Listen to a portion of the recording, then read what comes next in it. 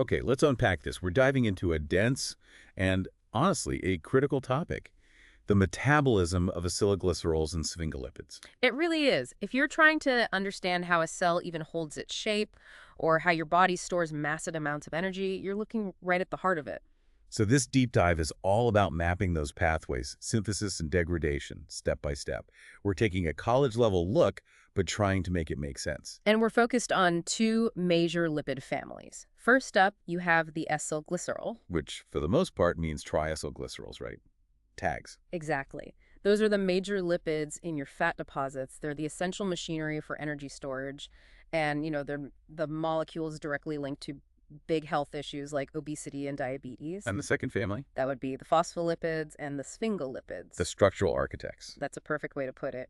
The key trick that makes them so indispensable is their amphipathic nature. Okay, that term again. So, a water-loving head and fat-loving tails. Precisely. And that property allows them to spontaneously organize into the lipid bilayers that define every single cell membrane in your body. That structure seems simple enough, but what do they do beyond just building walls? Where does the specialization really kick in? Oh, it elevates them entirely. It's not just a wall, it's a critical functional part of the cell. Take the respiratory system, for example. Okay. The phospholipid dipalmitoyl lecithin is a huge component of lung surfactant. If that one specific molecule is deficient in a premature newborn, the surface tension inside their lungs is too high. They can't inflate. They just can't. And that leads directly to infant respiratory distress syndrome, or IRDS. It's a structural defect with potentially fatal consequences. Wow. So a single missing lipid causes a whole system to fail. Absolutely. And we also see lipids as these crucial signaling hubs. Inositol phospholipids, for instance, are the precursors for all sorts of hormone second messengers. And what about the glycosphingolipids? Well, they form part of the glycolytics on the outer surface of your cells. Think of them like identification tags. They're crucial for cell adhesion, for recognition. They even determine your ABO blood group. So these lipids aren't just insulation. They're highly specific ID tags and communication molecules. And that's why the clinical side of this hits so hard. When the processes that break down these complex lipids fail, we're talking about genetic defects and lysosomal enzymes, you get these devastating glycolipid storage diseases. Things like Tay-Sachs and Gaucher disease. They show us the catastrophic consequences when this molecular waste just accumulates in the wrong places, especially the nervous system. We'll definitely get back to those failures, but for now, let's start with energy. Okay, let's look at how the body actually gets to the energy stored in triacylglycerols. We're starting with catabolism, the breakdown. Right. And that process, called lipolysis, begins with one absolute necessity: hydrolysis. You have to cut the fatty acids off the glycerol backbone. Exactly. The tags must be cleaved by a lipase to release free fatty acids and glycerol.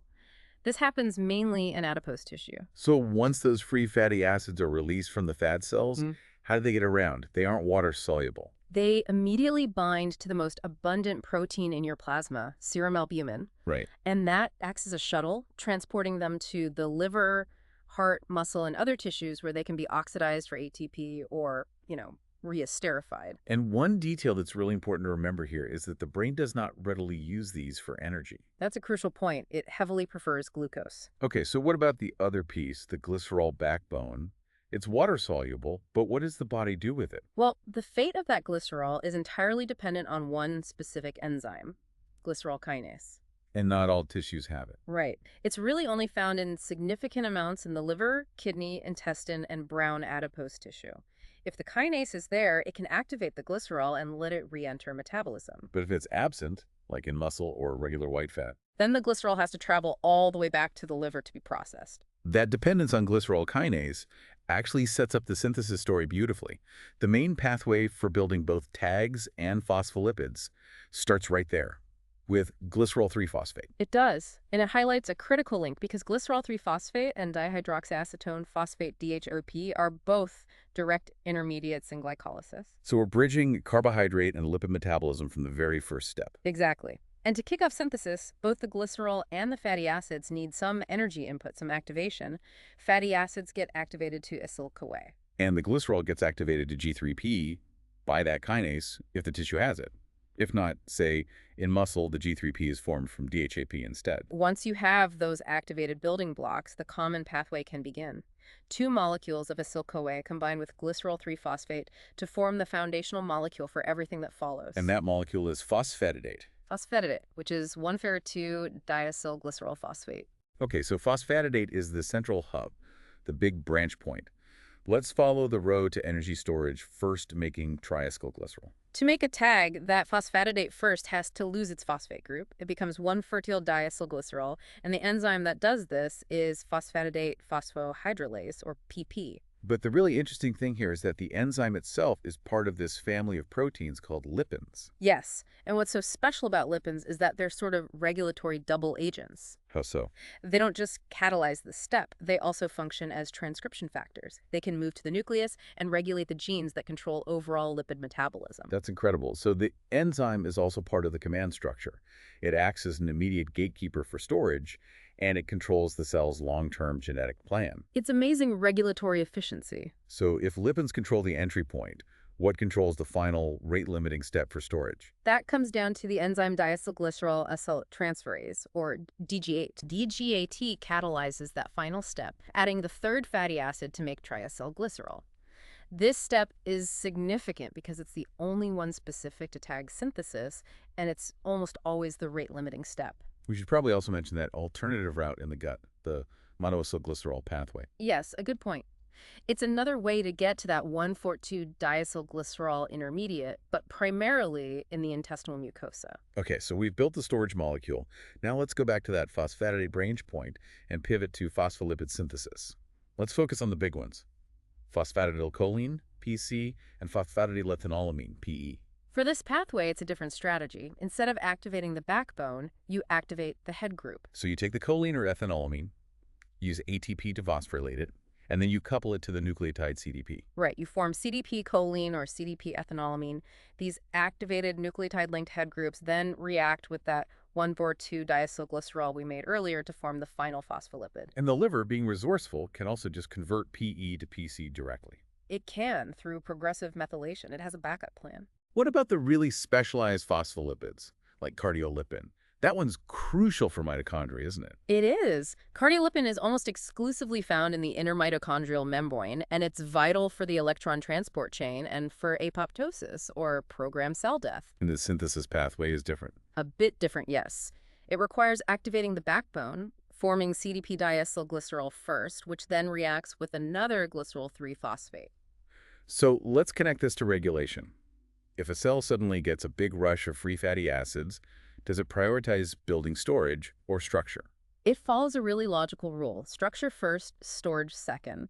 The available free fatty acids that escape immediate oxidation are preferentially converted to phospholipids first. To maintain the membranes. Exactly. Only after the cell has satisfied its structural and signaling needs are the leftover fatty acids channeled toward triacylglycerol synthesis for storage. That's a very elegant system. Okay, let's transition now to a highly specialized subset of lipids, the glycerol ether phospholipids. The defining feature here is the bond. Instead of the typical ester bond, these have a chemically distinct ether linkage, a COC bond, connecting the hydrocarbon chain to the glycerol. And the two key players are plasmalogens and the incredibly potent platelet-activating factor, PAF. Right, and their biosynthesis starts in a kind of surprising place, the peroxisomes. And with a different precursor, DHAP, not G3P. Correct. The ether link is formed very early on. Plasmalogens, for their part, make up a huge portion of the phospholipid in tissues like mitochondria and myelin. The one that always blows my mind is PAF, platelet-activating factor. Just how potent are we talking here? We are talking about a microscopic trigger for a massive physiological response. Its specific structure gives it truly remarkable power.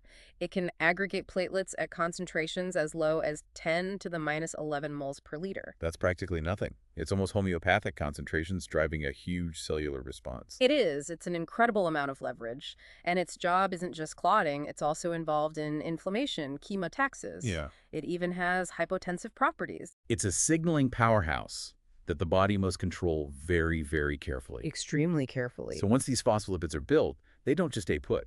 The chapter talks about active degradation and remodeling. Why is this constant turnover necessary? Because the cell's needs are constantly changing.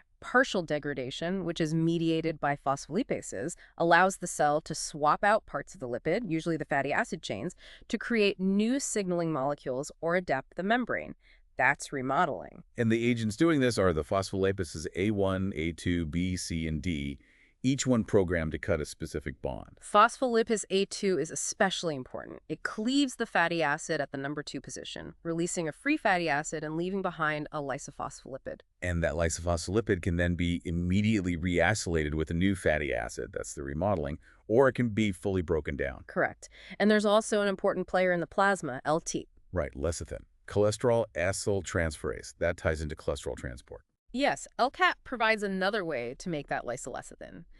It snips a fatty acid from the number 2 position of lecithin and transfers it directly to cholesterol, forming a cholesterol ester. That's how most of the cholesterol esters in plasma lipoproteins get made. So this constant remodeling is key for function, especially for getting the right fatty acids in the right place. Saturated ones, usually in position 1, but the polyunsaturated ones, the precursors for things like prostaglandins, Are specifically incorporated into that number 2 position, all thanks to this continuous exchange. Okay, that covers the glycerolipids. Let's move to the second major structural class, the sphingolipids, and they all derive from one crucial precursor. Ceramide. Ceramide itself is synthesized in the ER, starting from the amino acid serine and palmitoyl-CoA. But just like phosphatidate, ceramide is way more than just a building block. Oh, absolutely. Ceramide is a powerful lipid-soluble second messenger. It regulates huge cellular programs like apoptosis program cell death, as well as the cell cycle and differentiation. So from this powerful signaling molecule, we build the complex structural sphingolipids. Where do we go first? To sphingolipin. This is formed when ceramide reacts with phosphatidylcholine, the same PC from before, to make sphingomyelin and diacylglycerol. And because it has a phosphate group, sphingomyelin is technically a phospholipid, even though its backbone is different. Correct. And this happens mainly in the Golgi. And then from there, we get the huge family of glycosphingolipids, the GSLs, Yeah. which is just ceramide with sugars attached. Yep. The simplest are the cerebrosides, like galactosylceramide, which is a major lipid in myelin that's formed using an activated sugar, UDP galactose. But if you start adding more sugars, and especially a sialic acid like N-acetylneuromanic acid, Then you create the highly complex gangliosides. and these GSLs, again, are those identification tags on the outer membrane leaflet, acting as ABO blood group substances, and even as receptors for bacterial toxins, like the one that causes cholera. They are absolutely critical for how a cell presents itself to the outside world. Okay, we've covered the entire landscape. Let's finish by connecting these molecular pathways back to human disease, because when they fail, the results are, well, they're catastrophic. We already mentioned IRDS as a structural deficiency. We also see lipid loss in demyelinating diseases like multiple sclerosis. Right. In MS, there's a profound loss of phospholipids and sphingolipids from the white matter.